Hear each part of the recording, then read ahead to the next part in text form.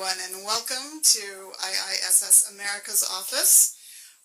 We are still waiting for one more guest. Amy Slico will be joining us shortly, but we'll go ahead and get started with our introductions. I want to thank you for joining us today. Thank those of us that are joining us via the web. The event is also being live streamed. This morning's discussion on managing South China Sea tensions is the first in our post-IISS Shangri dialogue retrospective. It's a series we're doing over the next month to share key themes and conversations that we had at the Shangri dialogue in early June. For those of you who might not be so familiar with the Shangri dialogue, it's an Asia-Pacific Security and Defense Forum we hold annually in Singapore, usually in early June. Bringing together a wide-ranging group of defense and security professionals around the region, around the world, other interested parties, to engage in dialogue, build confidence, share information, build a sense of community, and hopefully foster practical security cooperation in the region. This year marked our 15th anniversary for the dialogue. We had over 25 defense ministers, deputy ministers join us, about 600 delegates, and around 2,700 participants from over 50 countries. So it is quite an event. Two of our participants today were able to join us at the dialogue this year. We have four panelists today I'd like to introduce. On the end, we have Chris Nelson, who is the editor of the Nelson Report, which is a daily briefing on Asia-related topics. He's also a fellow at Sasakawa, USA. Chris has served as a journalist and has spent time on the Hill as a China analyst, particularly in the Carter administration during the normalization process. And Josh Rogan, who is a newly minted global opinions columnist at the Washington Post, as well as a CNN political analyst. Josh has covered foreign policy and national security for a number of news outlets, in particular Newsweek, The Daily Beast, and Foreign Policy. And just in time, please welcome Amy Slico. Did I pronounce that correctly? Selico, thank you. Who is a principal at the Albright Stonebridge Group, leading the firm's China and East Asia practice in Washington. Prior to joining the firm, Amy served as Senior Director for China Affairs at the Office of the U.S. Trade Representative. And Minister Weimin Liu is Minister Counselor Political at the Embassy of the People's Republic of China to the United States. He has been in Washington since 2012, and he previously has served as a spokesman for the Chinese Ministry of Foreign Affairs. He has served in London as well as Brussels. So thank you all for joining us today. We look forward to the conversation. I'd like to get started, and I will ask each of you a question to sort of kick off the discussion, but we would like to leave as much time as possible today for Q&A with our guest here today. So, Chris, yes. Let me kick it off with you. You have lots of experience at the dialogue, and perhaps you could give us a sense of what transpired there this year, particularly around the conversations on South China Sea topic, how the participants were discussing it, assessing it. We had an actual particular session devoted to that topic that was quite lively, I understand. So perhaps you can give us a better understanding. Is the mic on? Great. Obviously, and unfortunately, in many ways, it's U.S. versus China at these things. But I don't want to start with that. What really struck, this is my I think it's my fourth. You lose track after a while. It's such a good time. It's a hell of a long way, even on business time. What really struck me this time as different from previous years was the level of European presence and participation. They were all over the room. They were in every meeting, and they had a lot to say. You had the defense ministers from France, Germany, the Brits, who used to be important. You had the Indian defense minister. You had the Japanese defense minister, of course. But every one of them gave important speeches, and were really there. and were asking questions and doing stuff. More to the point, their message was very similar. They are as worried about potential disruptions of trade, of stability, of peace and security in Asia as the Asians. And the point that they all made in their speeches, especially the Indian minister, was, this trade out here is hugely important to us. They all had their numbers and their percentages, and they made sure we understood that for Europeans and for Indians, that the Straits of Malacca are not some abstraction. Some huge percentage of their trade also goes through that. So the point they were making was they have a dog in this fight. They are very concerned about it. And I believe it was the French. Josh, should correct me if I'm misremembering. I think the French defense minister actually proposed joint naval patrols in the South China Sea to demonstrate European solidarity with UNCLOS and peaceful resolution of things. So that struck me as new and really important. Are they going to do it? Well, we'll see. The Indians said very similar things, including the importance of, it's not just the Indian Ocean, fellas, it's the South China Sea for us, the East, it's all important to us. Again, same speech. The importance, trade percentages, that kind of thing. So there was that. That really struck me. A lot of Vietnamese in uniform present, sitting in the meetings. A couple of them had things to say. A couple of them had questions.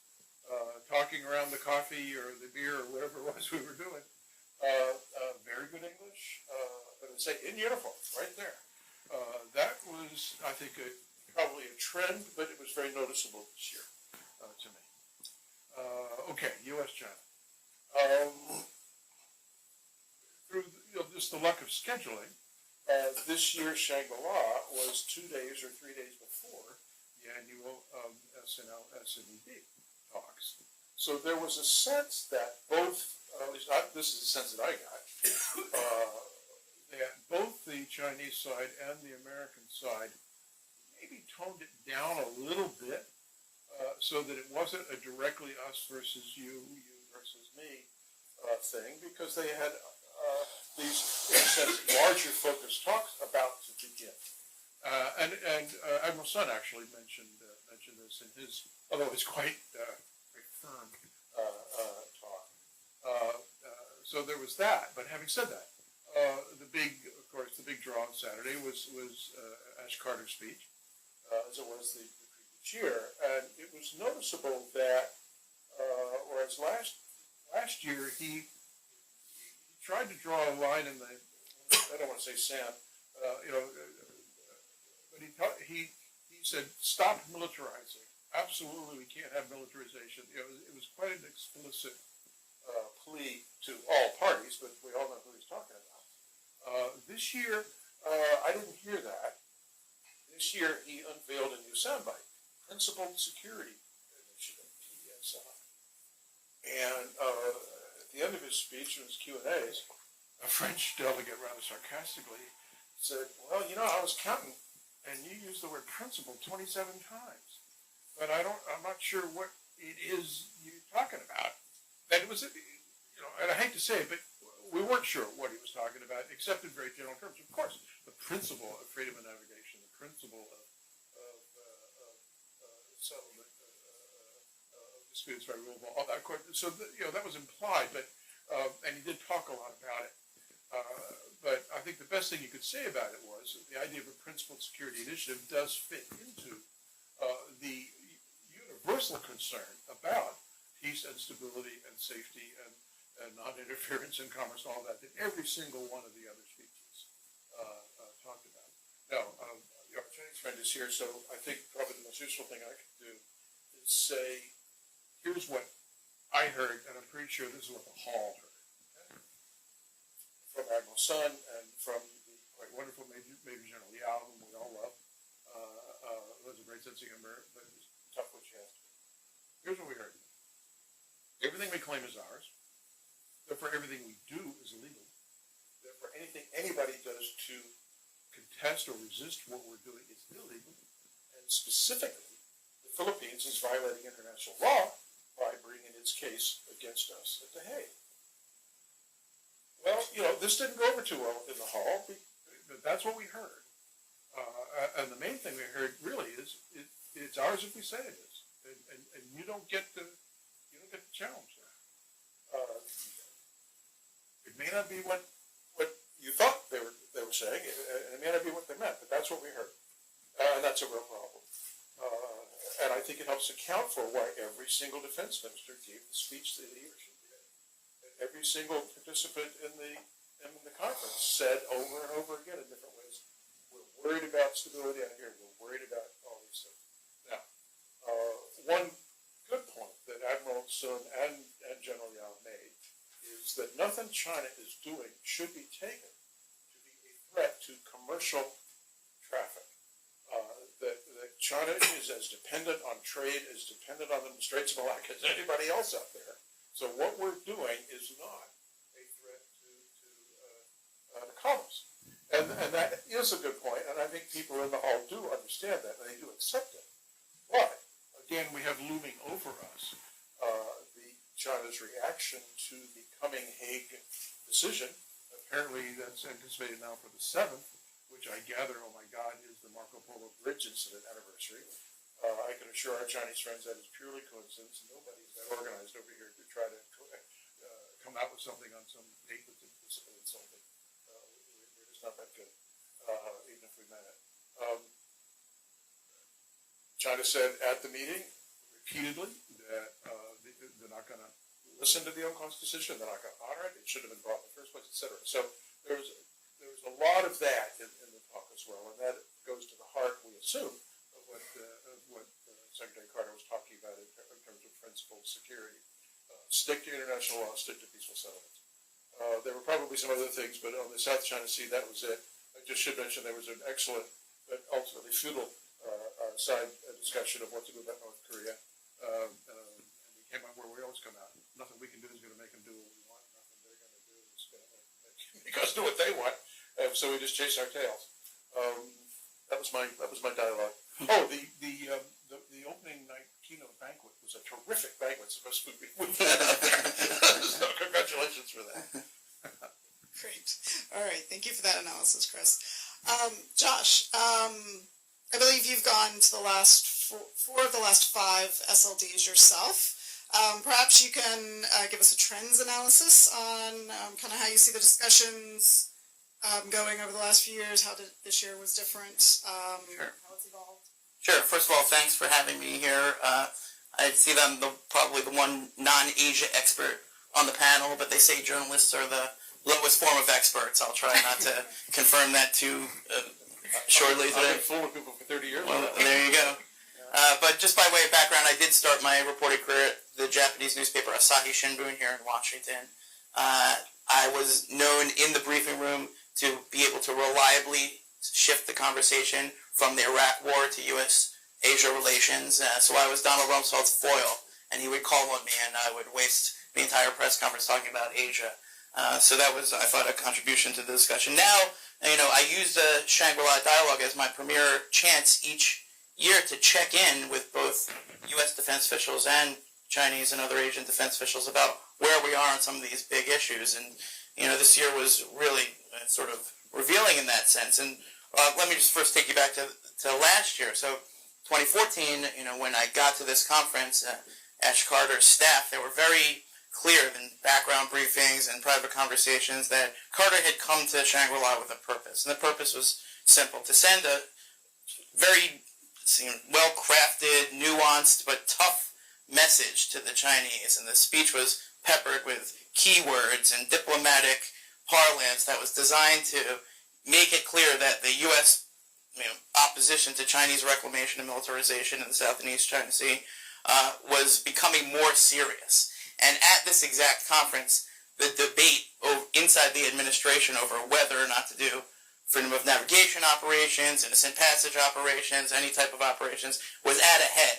And you had guys like Admiral Harry Harris, who had just become the head of the U.S. Pacific Command, and he was advocating internally for more aggressive measures. Ash Carter was also advocating, although for slightly less aggressive measures. The White House was pushing back on that. And we could all see this play out in real time. And this was also right after Harry Harris coined the term Great Wall of Sand, right? So tensions were a little bit high, but the article that I wrote for Bloomberg at the time, I think was entitled Ash Carter's Tough Talk is Just Talk, right? I didn't see from my sort of amateur Asia expert perspective how these sort of incremental changes in language and vague threats of very limited military operations were really going to move, the Chinese government to make any substantial changes in either its tactics or its overall conclusion that continued expansion in the South and East China Sea was in their interest, right? And I remember at the conference, all the Asia hawks came up to me, and even the experts who are not that hawkish, everyone said, "Oh, Josh, you don't know what you're talking about. You don't understand the nuances of how the diplomatic language works, and the Chinese are definitely going to get this message. And just wait, everything's going to work out." Ash Carter knows what he said. Okay. So then I remember the last day of the conference, Admiral Sun, who came back this year for a reprisal, gave this speech, and it was all about win-win cooperation, and China wants to cooperate, and win-win cooperation. And I raised my hand in the session, and I said, "Admiral Sun, exactly with whom is China cooperating, and who besides China is winning in this situation?" He didn't answer me. So there was this gap between sort of what the U.S. and Chinese side was saying. But okay, so I will admit that in the corresponding 12 months since the 2015 Shangri-La, the U.S. policy did uptick in several ways. I mean, we had several freedom of navigation operations, call them innocent passage, whatever it was, 12 miles, 11 miles, 13 miles. They happened. Money spent on maritime security initiatives, increased basing in the Philippines, increased exercises. I think we still have 2 aircraft carriers in the region, or we did recently. There was on the military side, a lot of activity. Okay, so that is not disputed, right? So then I came back to the conference this year with sort of the same question. Okay, has that changed Chinese behavior? And my thesis was that basically it hasn't. And I was open to being challenged on that thesis, and I talked to the experts and the people at the bar, the sky bar on the roof, and late at night, and the Chinese officials who were there for that reason to sort of tell you what they think over dinner and coffee, and the U.S. defense officials. And again, most of them told me, "Oh, well, you don't understand diplomatic relations. China's been doing a lot of good things. We see a lot of positive signs."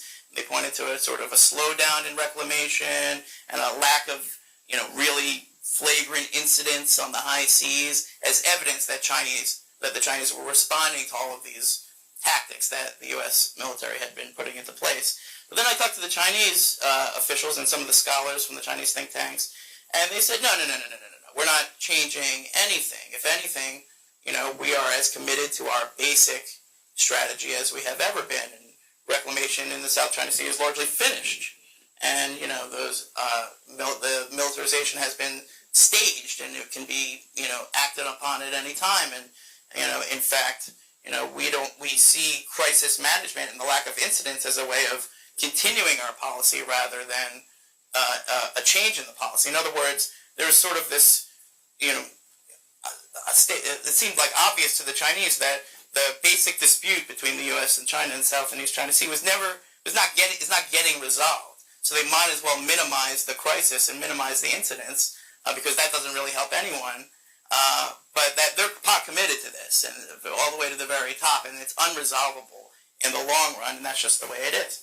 So then Ash Carter gets up on stage again, and instead of sort of and Chris got into this a little bit, incremental, carefully nuanced escalation of words that was meant to send signals to various different people in the room, it was quite the opposite. I was told that the speech was actually pared down in the final hours, and when he was asked directly by my former boss Kato-san whether or not what was the plan to actually change China's basic calculation about what they're doing in the South and East China Sea, he didn't have an answer. He said, "Well, we hope that the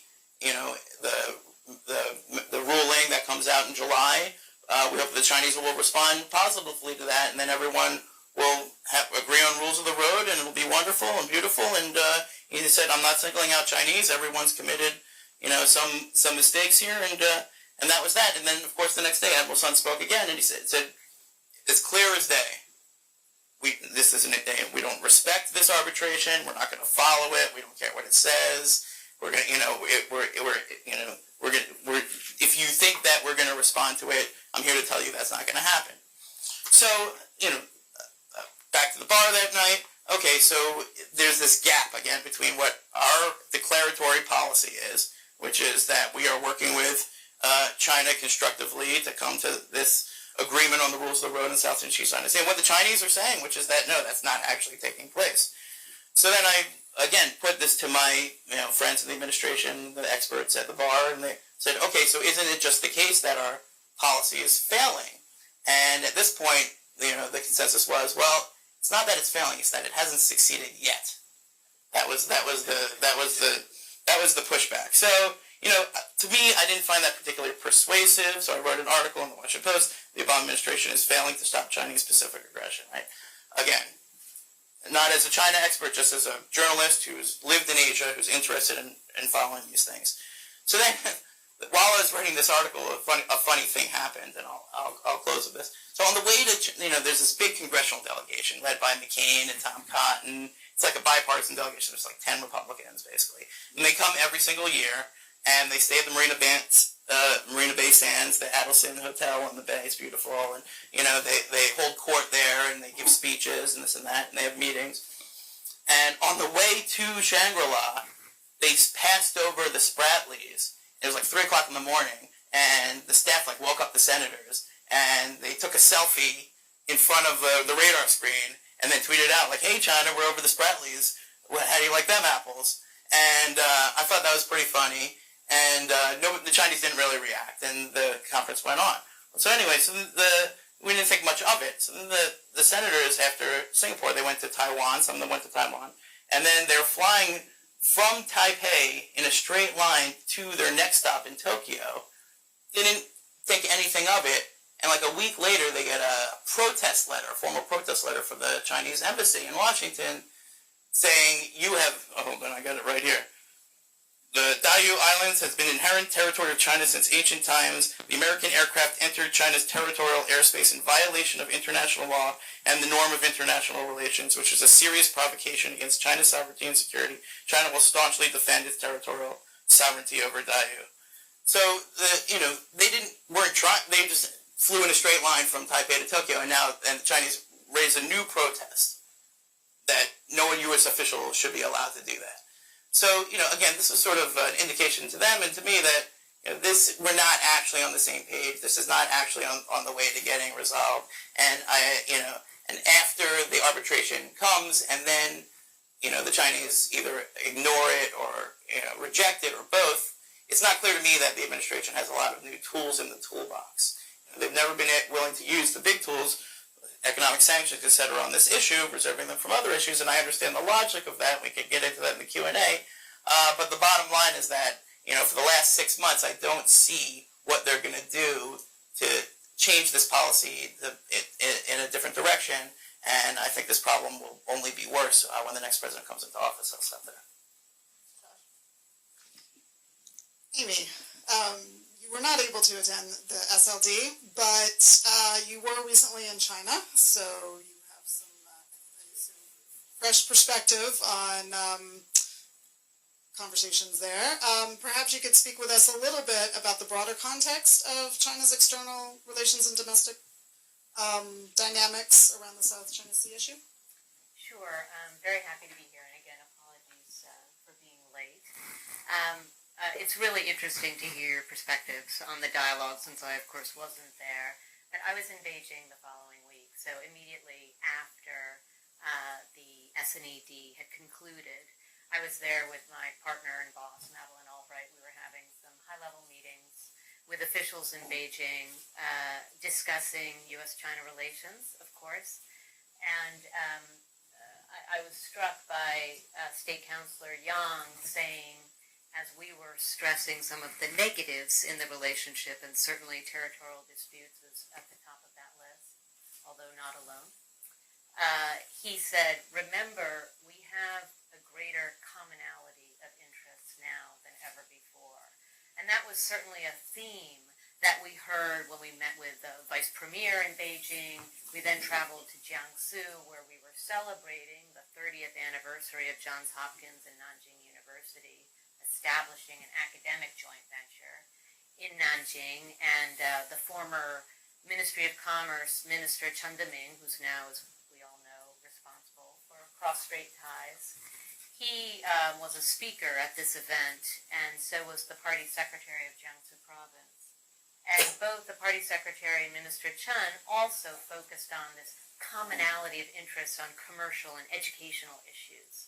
Again, not just for the interests of the United States and China, but for the interests of the world.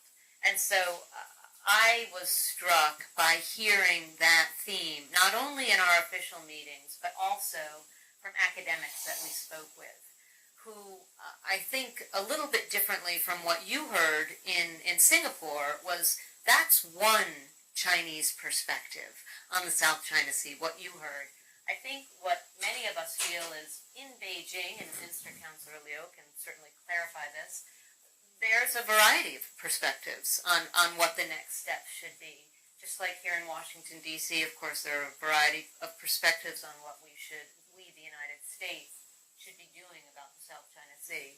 I agree with what both of you said, that certainly from the United States perspective, we've put a significantly greater amount of emphasis on territorial disputes over the past 12 months.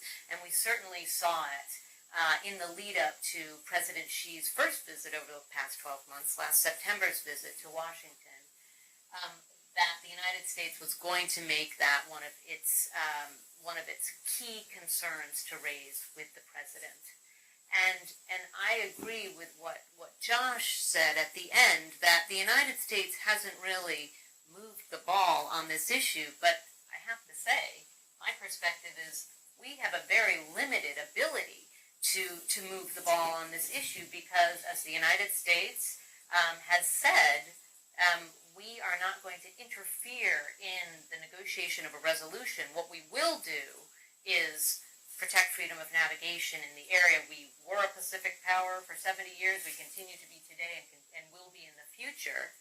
And we want to see all sides resolve this issue peacefully in the meantime.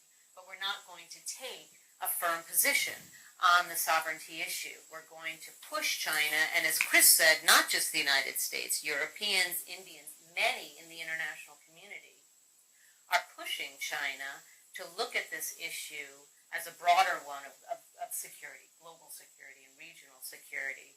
And so for the United States, for China, for others in the region to look at this issue in that context of restraint.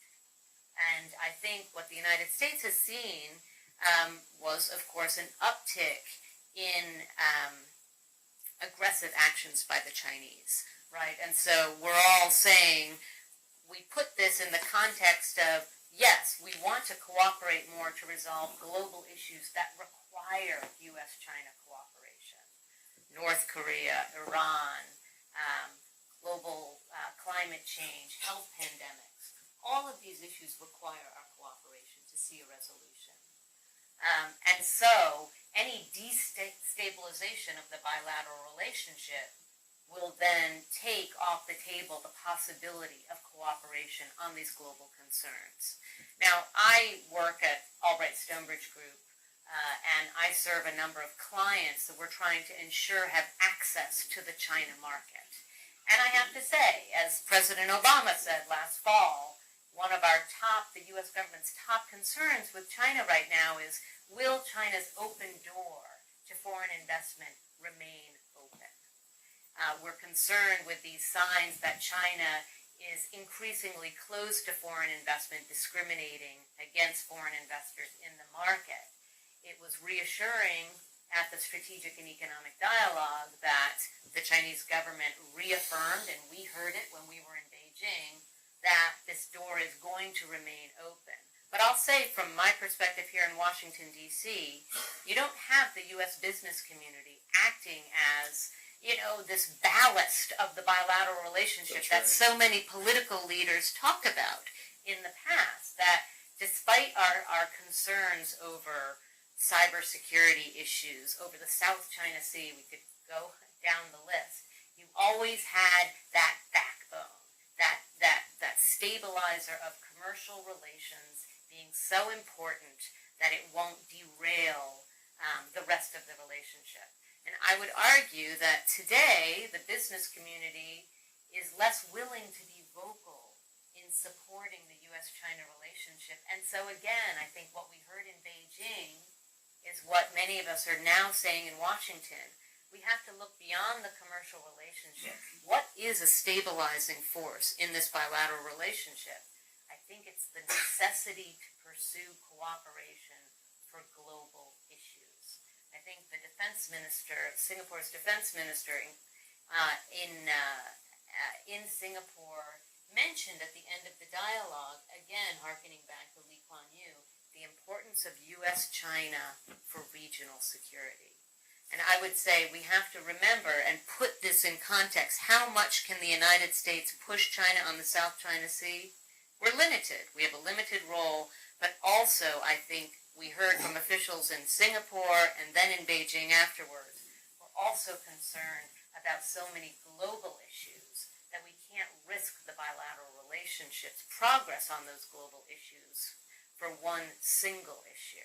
Now that's my rosy view of the necessity of cooperation.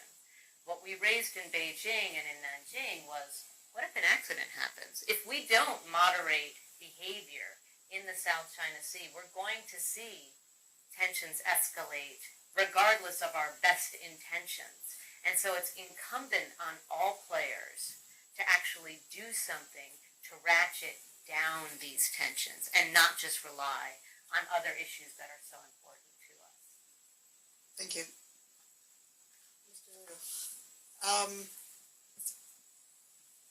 We'd love to hear China's perspective on these issues and, of course, respond to anything you've heard our other guests say that you'd like to comment on.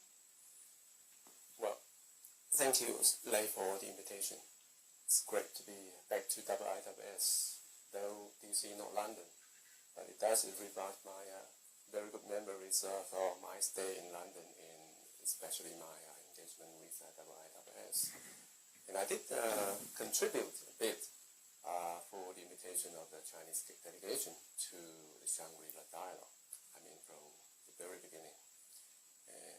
And I'm glad that since that Chinese are always present there. That's good. I actually didn't have the luxury to go to Singapore to attend the Shangri-La dialogues. Never. It's unfortunate. But I presume that maybe next time we can do an event in Singapore so that it will give me chances to be there.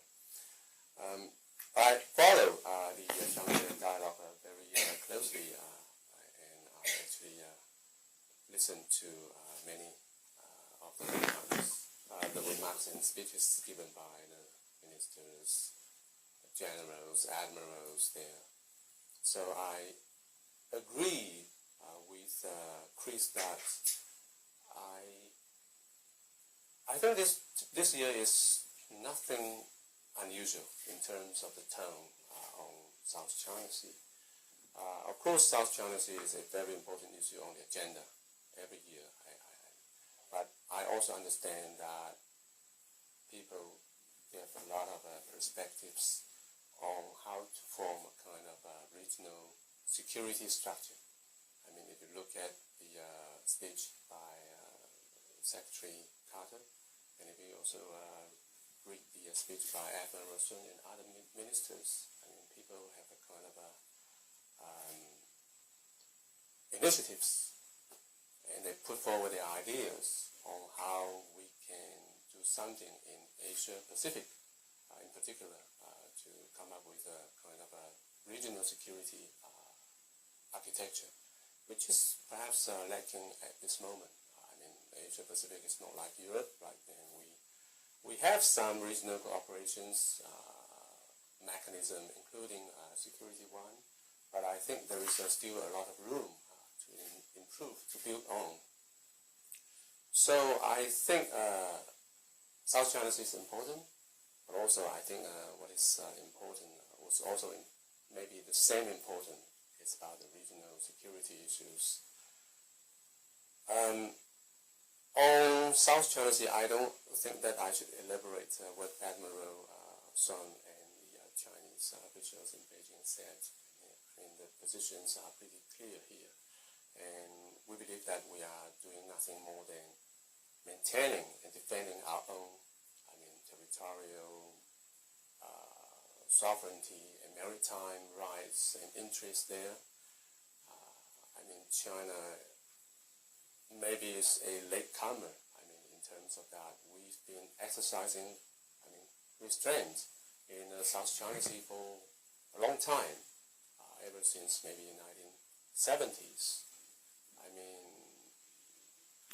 You can imagine that without China's constraint and restraint, I guess there wouldn't have a very peaceful period of time in the South China Sea, in the past decades.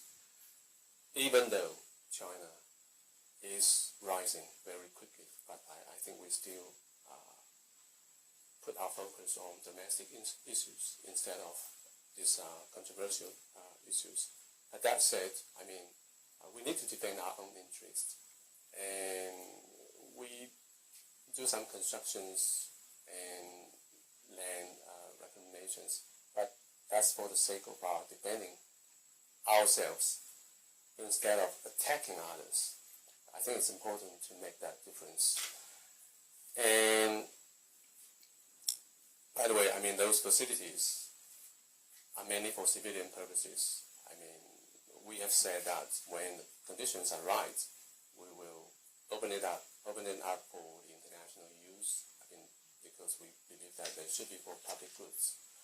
And there is, of course, as you guys know, that limited defense facilities there. But I think that's not different from our defense facilities in other parts of China, in Hainan Island or other parts of China. We've been doing that on the islands and reefs which have long been under Chinese control, not others' control. Right? That's important again here. So these are just for defense purposes. There is no intention, absolutely no intention to militarize the whole region. And I don't believe those facilities can be categorized as kind of a militarization of South China Sea. And which can be categorized as militarization. But of course, we understand, there is a concern over South China Sea, and we are open for dialogue, communications with our ASEAN neighbors, with the claimant states, and of course with the United States, although U.S. is not a claimant state there. So I can tell you that we have regular dialogues and communications with all these countries, including the United States. I think that's good news. We have regular and close and in-depth, I can tell you, dialogue with our American colleagues in the White House and in the State Department. And sometimes I feel sorry I have to disturb them over the weekend. But that said, I think it's important that we stay communicating with each other. And one thing I want to assure is that, or to remind people, is that I agree with Amy that South China Sea is not the only issue on the agenda. We have to put it in a broader context of China-US relations. We have so many other global issues to work on together, right? Maybe China, US alone are not going to resolve all the global issues. But without China and US cooperations, I guess it will be much more difficult for the whole world, international community, to address those issues and those concerns. So we have a lot of areas to cooperate. Terrorism, and it's unfortunate that the accident or the tragedy happened again in Istanbul. We have a lot to cooperate in this area, and we are still working with each other on Iran nuclear deal, and we are working very hard with each other on DPRK nuclear issue. I'm not sure whether we can address it today, this year or not, but we are working on that. That's a firm message from our two sides. And pandemic, right, in Africa. It's great to see the pictures of Chinese soldiers and American soldiers standing together in Liberia to help the local people there. It's great. I think there's a lot more space for us to improve. So South China's issue is not, the only issue on the agenda. This relationship is so important that it should not be hijacked or defined by the South China Sea issue. I think we need to have a broader perspective on that. But as I say, there is concern over there, and we have a regular contacts and with each other. And I'm happy to say that actually not just the government to government communications, but also our military to military communications. It has been improving a lot if you look at and compare it with the past years. And you've got a lot of stories from Reuters, from other news agencies on what was happening on the ground, right? Naval ships coming across with each other, and how did they agree with each other? Hey, what did you have for lunch? And that sort of things. I think that's great for the two militaries, especially the navies, to continue to communicate with each other. And I would say that China, as Amy say, we have a lot, to take care of in terms of the domestic agenda. The economic growth is slowing down, and we need to work hard to keep our door open for foreign investment and for foreign visitors. And these are our primary priority on the agenda. We have a lot to do. The last scenario we want to see is a conflict in the South China Sea. That will be, I guess, a nightmare for not just China, but also the United States and the regional countries, as well as the international community as a whole. So there is no intention, at least from the Chinese side, to confront, the U.S. In this area or in other areas. There is no intention from the Chinese side to challenge the U.S. leadership. Okay, you are proud of your leadership in everywhere, including in Asia Pacific. But there is no intention to challenge that. We have a lot to take care in our domestic agendas. That's our priority, not to challenge the U.S. leadership anywhere. And I think I want to make it very clear here. So last but not least, on the Senator McCain's story. I was surprised when you said that. I must admire your information, but I can tell you that there was a protest, but of course not in the form of a letter, right? And we did get some clarifications from Senator McCain's office. I have the letter. Oh, really? Yeah. Maybe it's just kind of an email or something like that. It's not a formal letter. I can assure. I'm not sure that there's a big distinction there. Okay. So that's probably I will stop here. Thanks. I wanted to add a couple of points because I was asked to talk about what was talked about, but something that really didn't feeds directly to what we've been talking about. Well, let me say with emails, I'm an amateur historian, a Civil War historian, and I could go grab the documents and look at them. What the hell future historians are going to do? I'd like to know. It's all on, it's on electrons somewhere. We're in big trouble. Anyway, a couple of points. Last year, Carter was talking about don't militarize, don't use force. This this year, we're talking about self-marginalization, we're talking about principles and all that kind of stuff. It was noticeable that we didn't talk about the use of force because one of the problems that we have, especially PACOM has, in reacting to what's going on is China is using military force, armed Coast Guard, to change the status quo in its arguments with the Philippines, with Vietnam, with Indonesia, just to name three places where there have been major incidents of late. That's if you send an armed warship out there, you can paint it white and call it Coast Guard all you want. It's an armed warship, and you're using the implicit threat of force to change the status quo. Recently, there was a sail through of the Diaoyu or Senkakus, armed, Chinese warships. It's the first time. So, the potential use of force is being used by China implicitly to raise the stakes. And I would argue, and this was discussed, and that wasn't, but it was the elephant in the room. The U.S. use of FON there's a major difference. The U.S. is not claiming anything.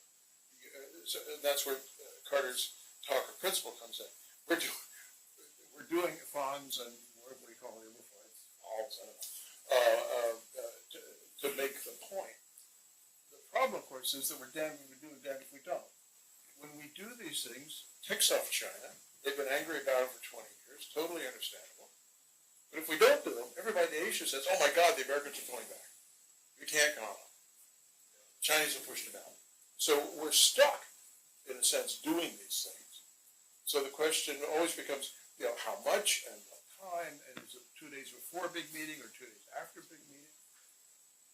And there's no question that, as Amy pointed out, and as Admiral Sen said in his speech, that the White House NSC approach has been to try, please keep the U.S.-China big picture constantly in mind, and not to over-focus on just the South China Sea.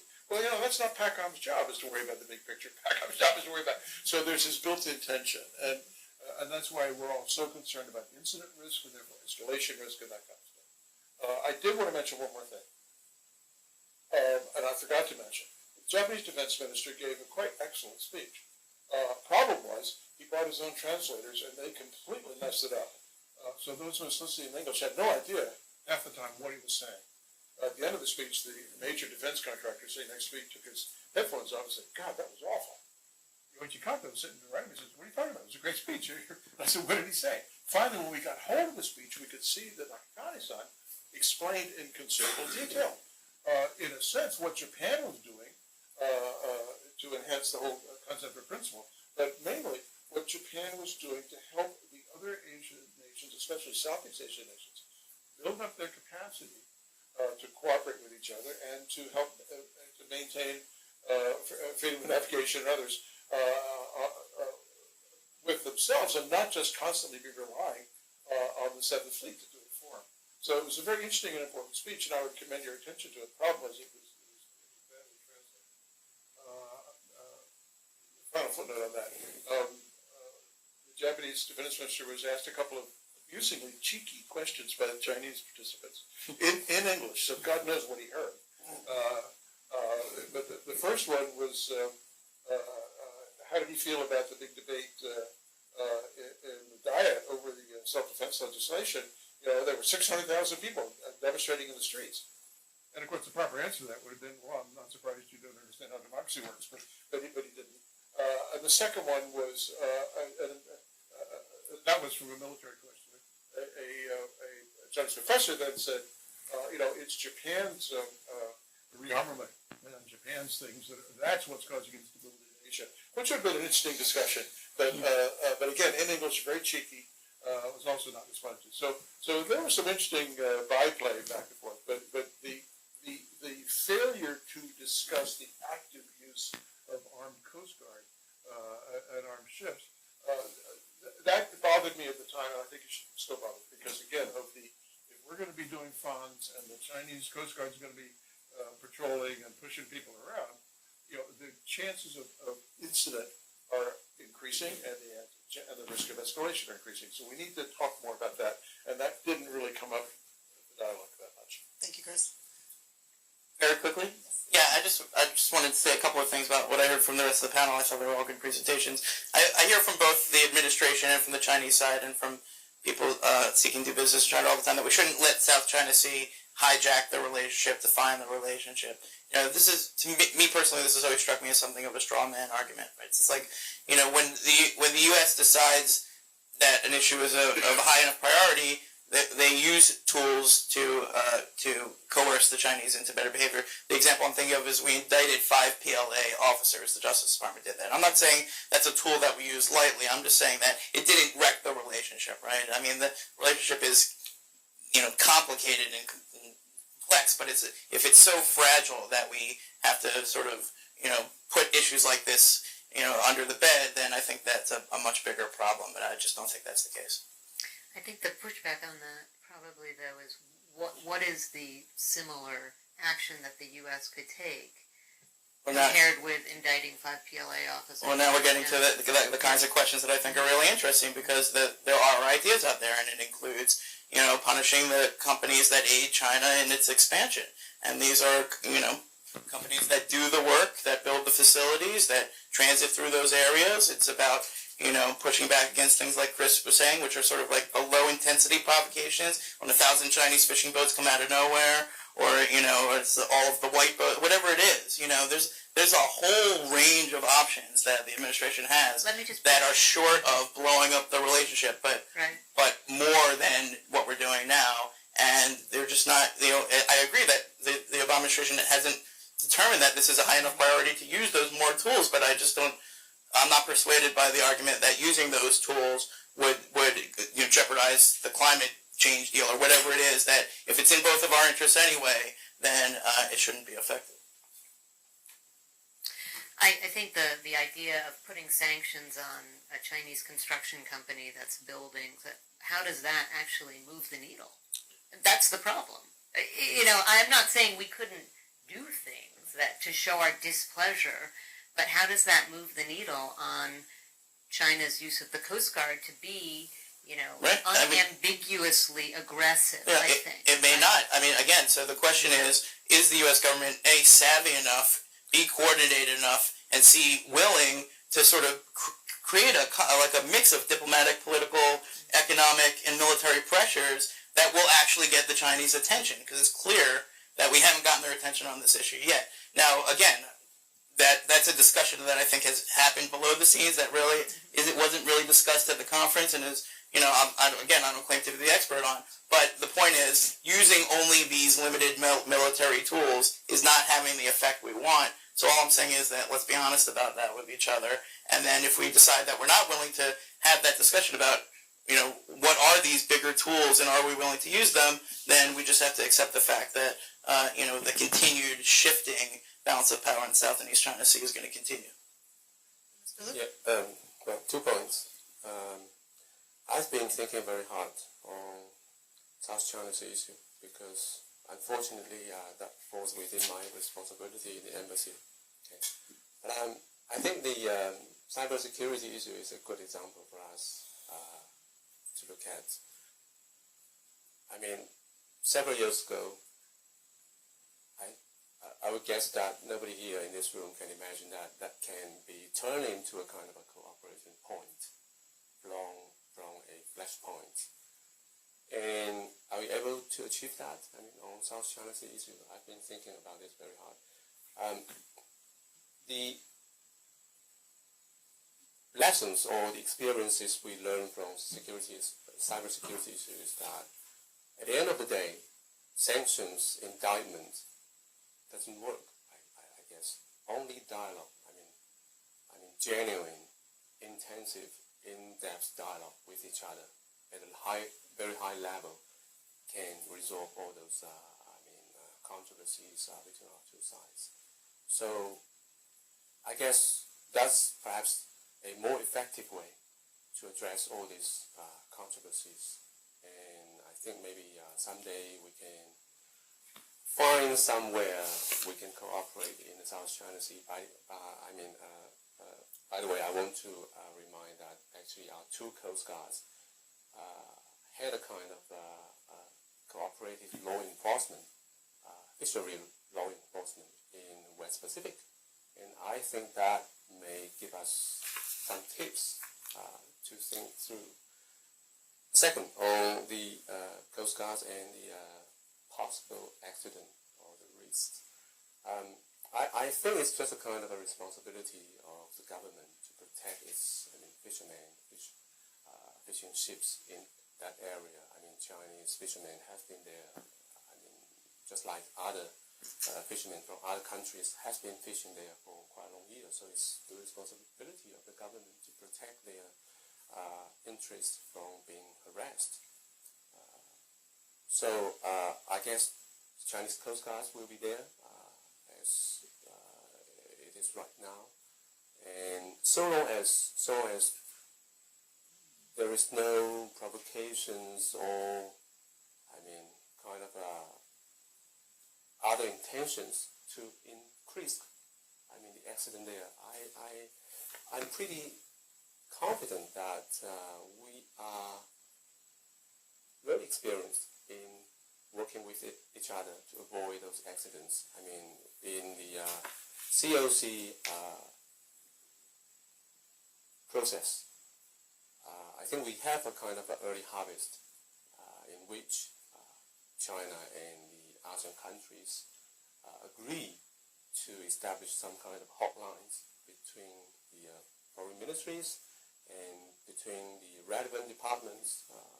Might include the fishery departments or the Coast Guard's department. So we will see. But I think so long as that there is no intention to deliberately put some risks there, and so long as we have this kind of communication channels, hopefully we will be able to avoid this kind of risks. But if, say, military warship, I think Coast Guards are still government ships. They are different from naval ships, right? So, but if there are more ships coming into this area, whether or not it's from ASEAN countries, from the Philippines, or from the United States, especially, I think that only increases the risks of accidents. So that's what we need to talk with the United States, and that's what we are talking with the United States. Thank you. Well, obviously we have a lot of questions. You've generated a lot of, interest with your conversation. You've laid out the issues quite well, I think. So we will get started. Please wait for the microphone so that our recording and our web audience can hear clearly. And please state your name and affiliation. We could begin.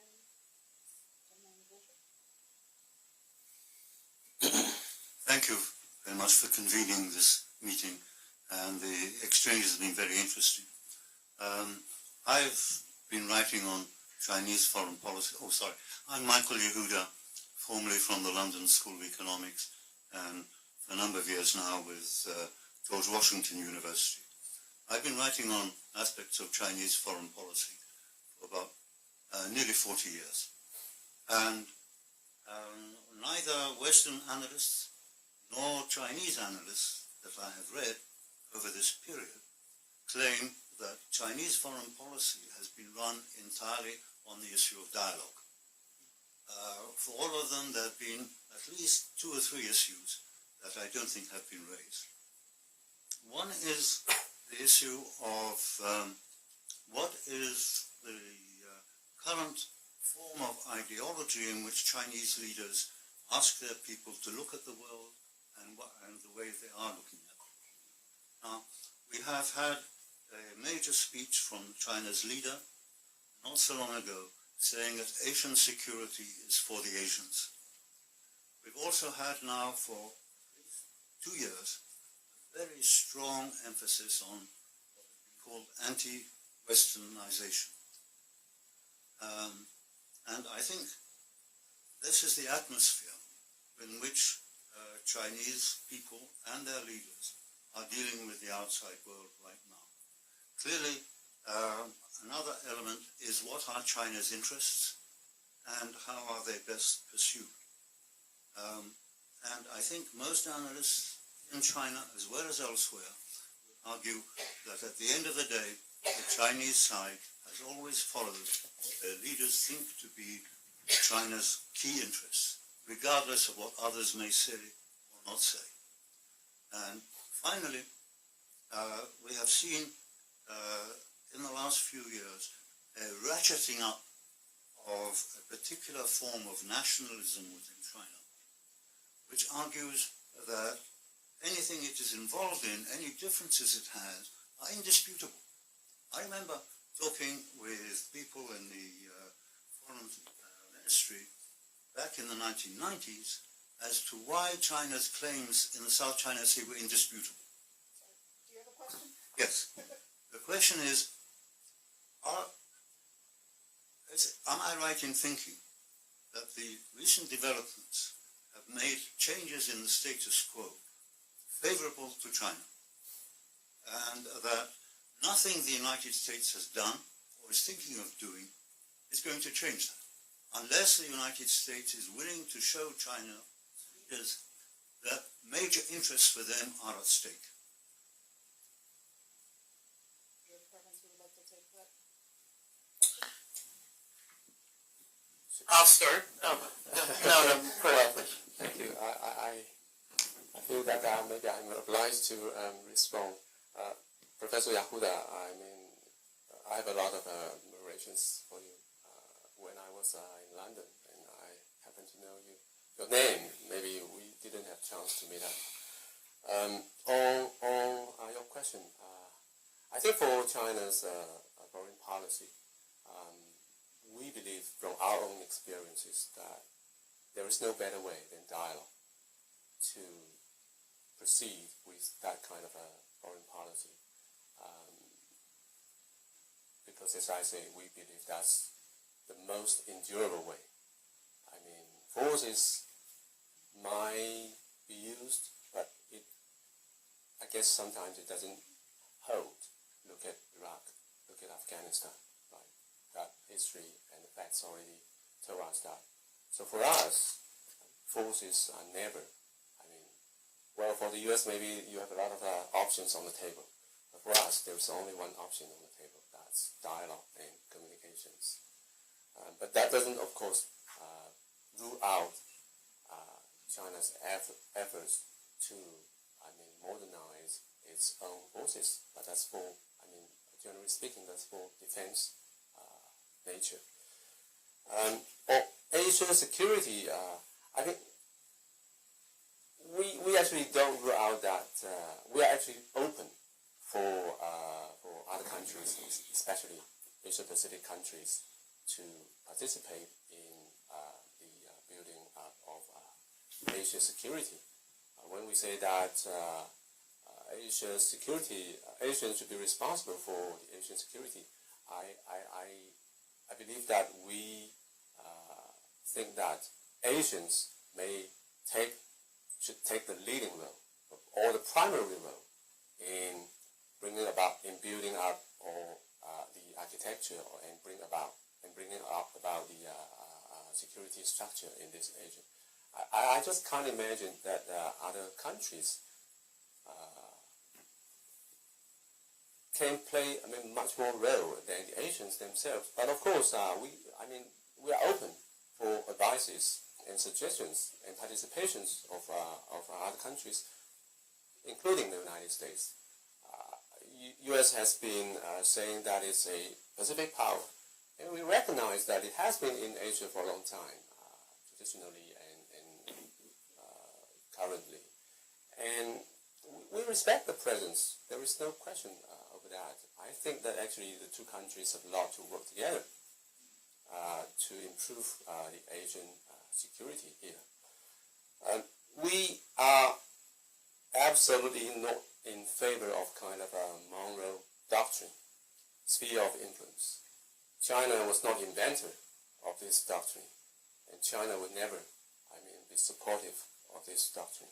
Right? And for nationalism, well, if you look at Brexit, if you look at somewhere in this country, you will find that maybe nationalism is not an inclusive issue in a certain country.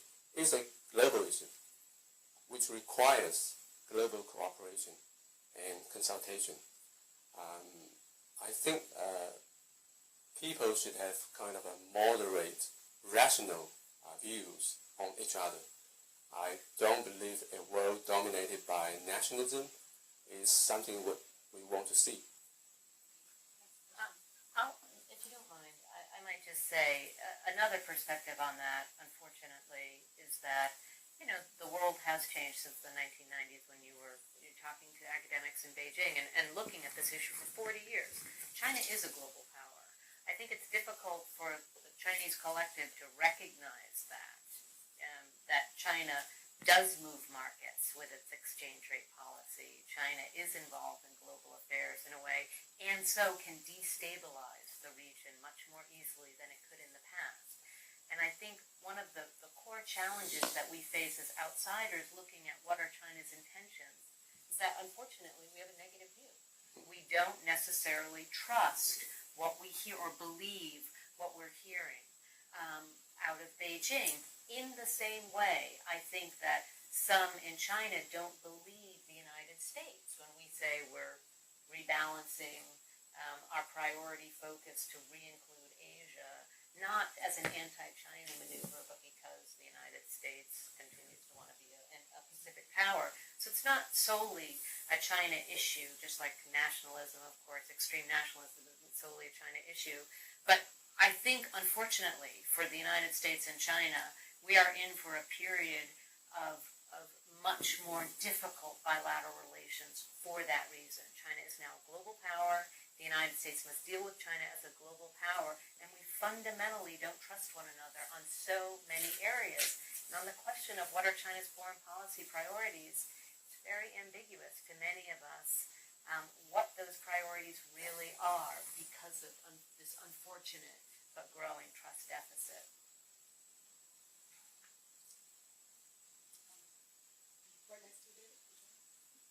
Hi, Mike Macetic, PBS Online News Hour. I want to pick up on Josh's concluding point in his statement that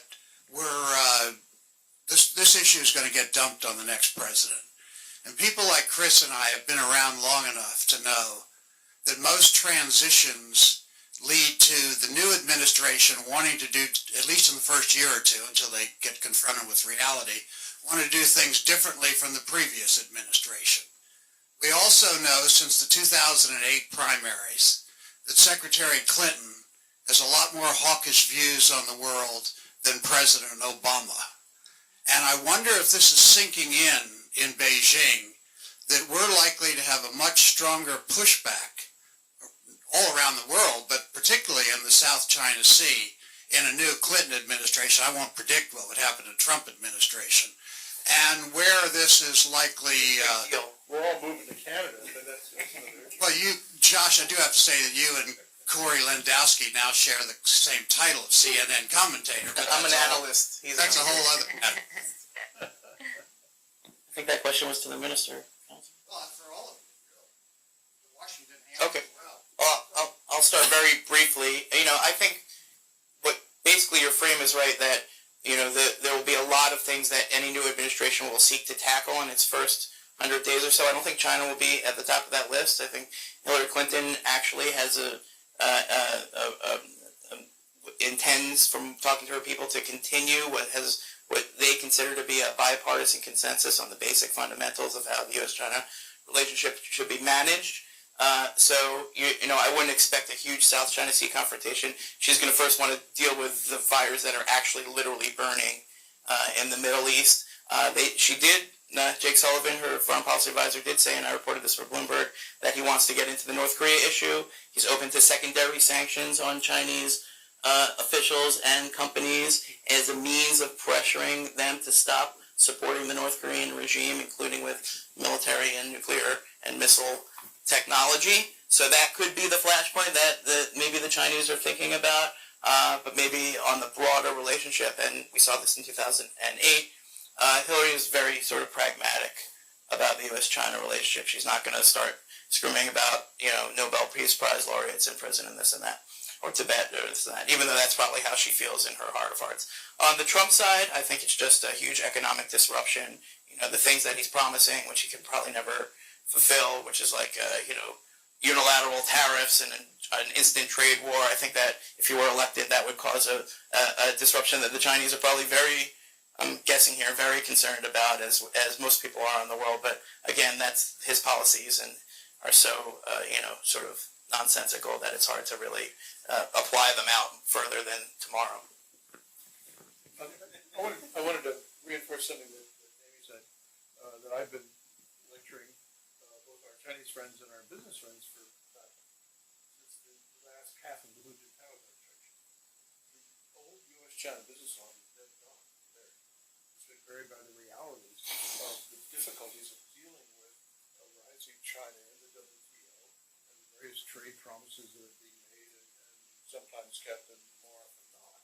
And you can chart it from the Indigenous Innovation Mass Letter of, I think, 2006, 2007, signed by virtually every business organization in the world, including the U.S.-China Business Council. Look at the annual white papers of AmCham Beijing, AmCham Shanghai.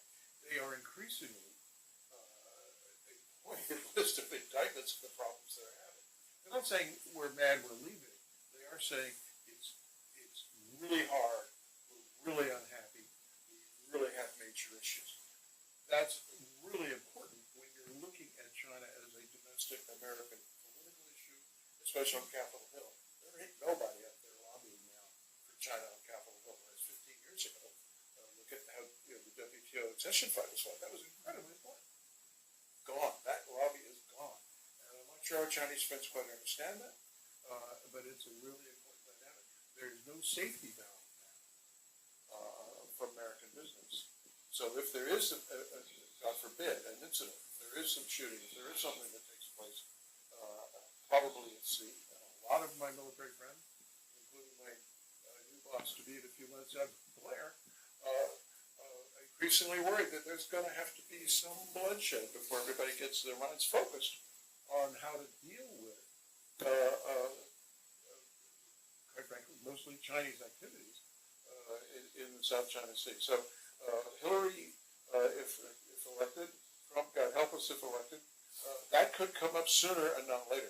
Otherwise, I agree with Josh. It's not a front burner issue for the next administration. But the incident risk, escalation risk is constant. The lady in the black dress? Yes, please. Thank you. I appreciate the opportunity. Thank you for all the presenters. My name is Chin Nguyen with Voice of Vietnamese Americans. I have two clarifications to make and then a question to Minister Liu. First, I think from Josh, the sanction proposal actually was presented to Congress last year by the USCC, and it has been proposed. And to Amy, you don't speak on behalf of the administration, do you? No, not at all. Thank you. Not at all. So whatever you make, the statement you make doesn't represent the U.S. Absolutely. Thank you. Minister Liu, you from the PRC embassy, so you speak on behalf of the PRC, the Chinese Communist Party? Yes, I understand that the Chinese Communist Party does not legally represent the 1.3 billion of Chinese. Is that correct? And I understand from Emmy that there are many different views from Beijing and from the mainland China, Taiwan included, about the South China Sea. And there are many Chinese historical documents that totally disregard what you just said. And the statement you made about Chinese historic sovereignty in the South China Sea totally goes against Chinese historic views, documents, and the people's view. So to that, I come back to the statement that there's significant deficit trust between US and China. And that's because what China said, even by President Xi Jinping, was not carried out. including the history of WTO. And Christian said, many promised, many signatures not honored, including the South China Sea and the UNCLOS. So my question is, with the coming verdict from the International Court of Law, we're expecting soon, this coming week, if China if you are a global player, would you honor your own signatory in the UNCLOS?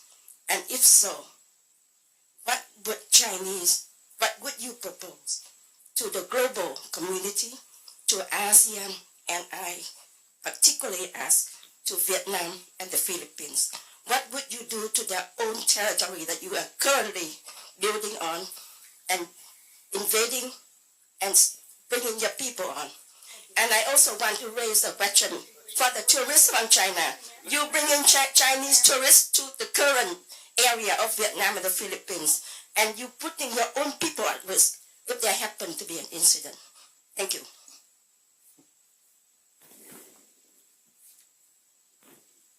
Are you representing the Vietnamese government? Not sure. But, not sure. But I can represent the Chinese embassy and the government here because I know this is on record.